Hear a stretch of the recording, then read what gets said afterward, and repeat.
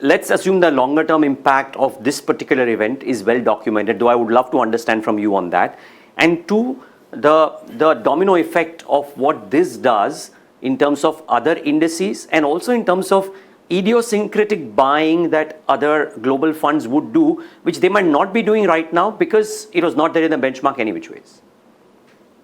Yeah, I think these are all very important considerations, right, from our perspective.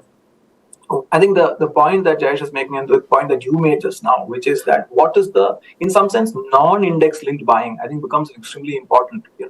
What is well documented in some sense is the size of the funds which track or which are benchmarked to the EMBI, and therefore this estimate of little over 20 billion of flows. And so then how do we build up an estimate from there is to look at what are potentially the kind of monies which are not directly benchmarked to the EMBI, but which tend to track the EMBI, and that would include, as Jayesh also mentioned, certain sovereign wealth funds or other investors who would follow.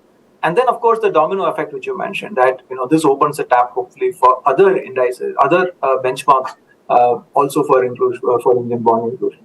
Now, remember that India is not the first global index or a regional index we've been part of. For example, we are part of certain HSBC emerging market indices and certain other EM indices, EM local indices already, but they tend to be much smaller in size. What's really important is to get into some of these big global benchmarks because they have a material impact in terms of flows.